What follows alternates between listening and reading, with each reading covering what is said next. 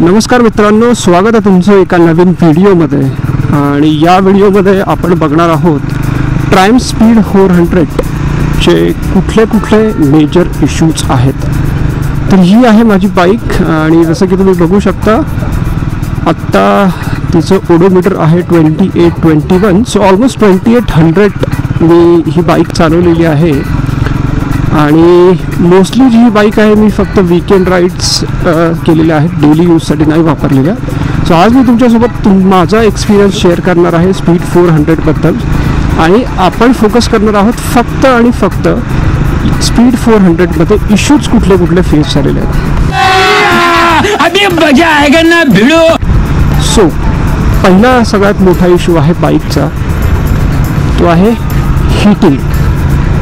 So तुम्ही बऱ्याचशा व्हिडिओजमध्ये बघितलं असेल की प्रत्येकजण सांगतो की ट्रायम्फ स्पीड 400मध्ये हीटिंग इश्यू आहे. तर मला काय वाटतं, या बाईकमध्ये खरंच हीटिंग इश्यू आहेत? तर माझा एक्सपिरियन्स सांगायचा झाला तर एक गोष्ट लक्षात घ्या, ही जी बाईक आहे ही बाईक आहे 40 bhp. So when you are riding a bike which has 400cc engine and 40 bhp power, बाईकमध्ये थोडंसं हीटिंग तर राहणारच आहे. सो या हीटिंगला हीटिंग म्हणता येईल, हीटिंग इश्यू नाही म्हणता येणार. का ते मी सांगतो.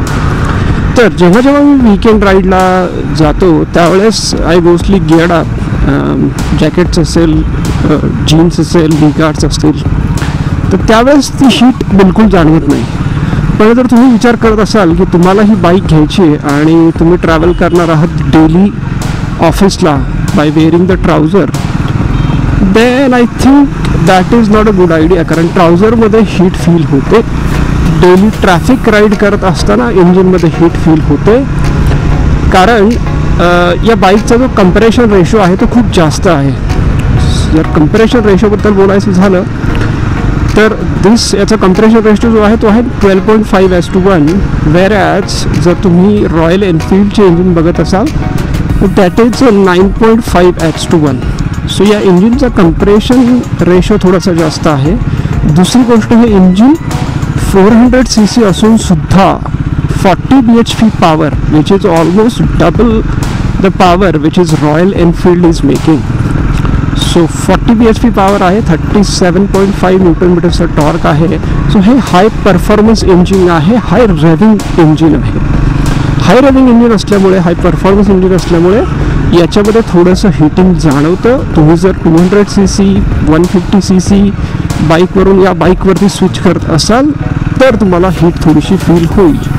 But otherwise when you are in cruising speed एक 50-60च्या पुढे जरी तुम्ही केलात तर इंजिनमध्ये हीट बिलकुल फील होत नाही. हायवेसाठी तर this is a best bike. So तुम्ही जर बघत असाल काही ग्रॅज्युअल वीकेंड राईड्स किंवा लाँग टूर तुम्हाला करायच्या आहेत तर this is the best bike, you will enjoy it. Next issue जो आहे, जो मला जाणवला या बाईकमध्ये, तो आहे हेडलाईटचा परफॉर्मन्स. सो हेडलाईट जो आहे या बाईकचा खूप वीक आहे. आता हेडलाईटमध्ये होतं काय, हेडलाईटमध्ये दोन गोष्टी असतात. हाऊ डू यू जज अ गुड हेडलाईट? एक तर असतं त्याच्या हेडलाईटचा थ्रो आणि दुसरं असतं त्याचं इंटेन्सिटी. तर स्पीड 400ची जी थ्रो आहे तो बऱ्यापैकी चांगला आहे, फार दूरपर्यंत ते लाईट फेकतं. पण त्याची जी इंटेन्सिटी आहे त्या हेडलाईटची ती खूप वीक आहे. सो जर तुम्ही एकदम पिच डार्क सिच्युएशनमध्ये गाडी चालवणार असाल की जिथे खूप अंधार आहे आणि स्ट्रीट लाईट्स वगैरे अवेलेबल नाही आहे, तिथे ही बाईक डेफिनेटली स्ट्रगल करेल.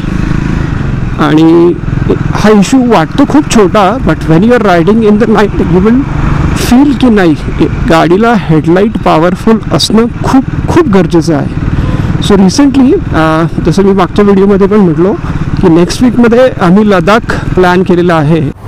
क्या बात कर रहे हैं? आणि लडाखला जाण्यासाठी I am preparing my bike. So त्यासाठी आम्ही मागच्या आठवड्यामध्ये या बाईकला फॉग लॅम्प इन्स्टॉल करून घेतले. सो फॉग लॅम्प इन्स्टॉलेशन जे आहे ते आम्ही फोर्कवरती केलेलं आहे. आणि त्याच्यामध्ये HJG कंपनीचे फॉग लॅम्प्स, नायटॉकचे क्लॅम्प्स, आणि इथे तुम्ही बटन बघू शकत असाल, हे एक डेडिकेटेड बटन दिलेलं आहे आणि ते फॉग लॅम्प इन्स्टॉल केलेले आहे. सो तो इश्यूही सॉल्व्ह होऊन जातो once you install the fog lamps. Okay, next is third issue.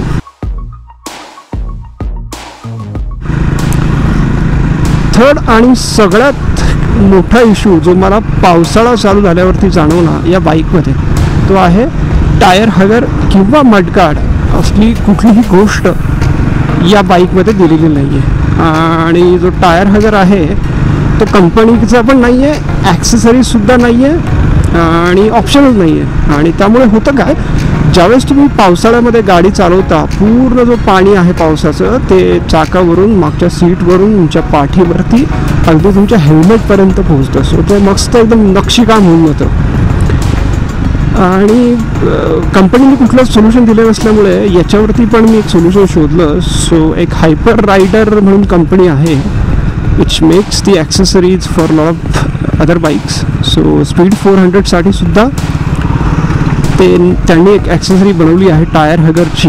तर ती सुद्धा मी मागच्या आठवड्यामध्ये इन्स्टॉल केली, कारण when you're going on touring or long ride, the last thing that you want is your luggage is getting dirty by the monsoon or the rain.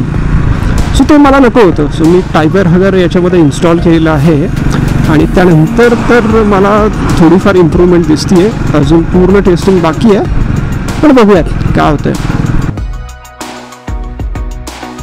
When you take the test drive of the Speed 400, तुम्हाला एक गोष्ट प्रकर्षाने जाणवेल की याचे handle बार जे आहेत हे थोडेसे फॉरवर्ड रेस्ड आहेत. म्हणजे तुम्हाला थोडंसं पुढे सरकून बसावं लागतं याच्यामध्ये. रायडिंग पोझिशन जी आहे ती थोडी कमिटेड आहे.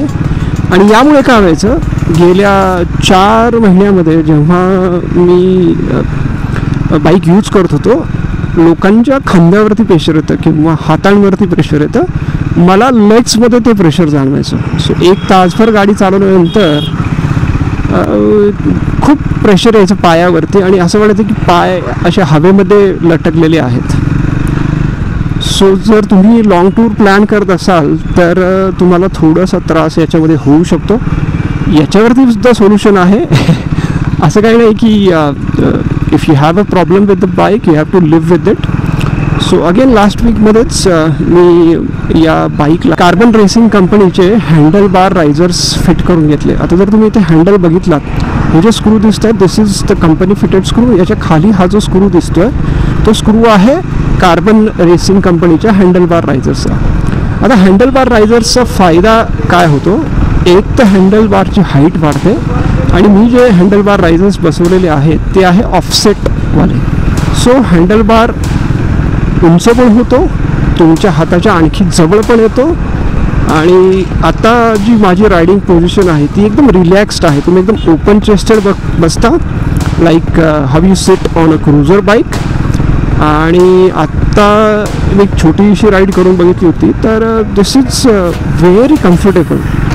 So all the people, if you are watching this and you have a speed 400, I think handle bar risers are must for this bike.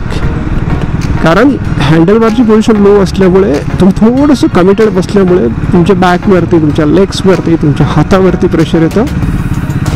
So handlebar risers are must. आणि हाही problem या बाईकमध्ये solve झालेला आहे. There is one more problem which is doing rounds on the internet. आणि तुम्ही जर search केलं की स्पीड 400मध्ये इश्यूज कुठला आहे, तर तुम्हाला खूप सारे व्हिडिओज सापडतील complaining about the shim noise.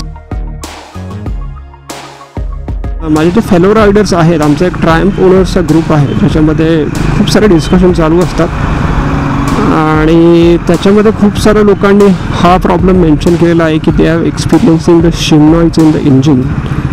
So basically I think इंजिनमध्ये त्याला सेट केलं जातं. It's not that prominent when you are riding. If you are like looking आणि खूप जास्त लक्ष दिलं तर तो येतो. फॉर्च्युनेटली मला तो इश्यू अजून तसा कुठलाच आलेला नाही आहे.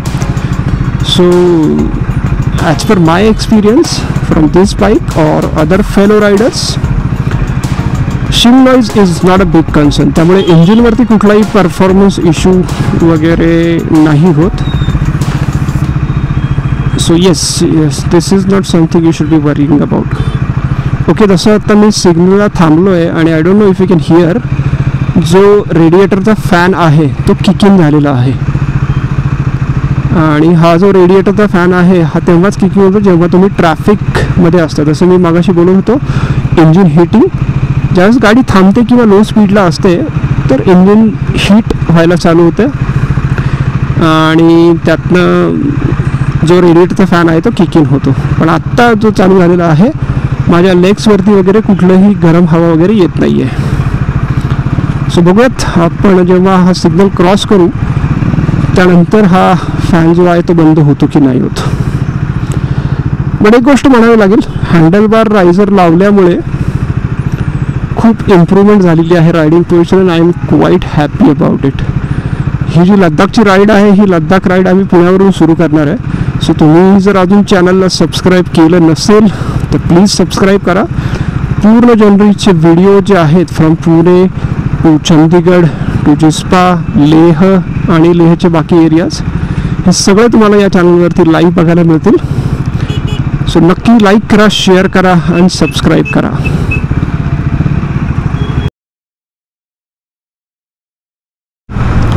I am in the 6th gear आणि RPM जवळपास 2,500-3,000च्या आसपास आहे. आणि या गाडीची ट्रॅक्टेबिलिटी इतकी चांगली आहे की 60 to 160 एकाच गिअरमध्ये चालू शकते, इतकी पॉवर आहे. हा, पुण्यामध्ये ट्रॅफिक येतंय का चांगलं, नाही तर पूर्ण मेहनत वाया जायची.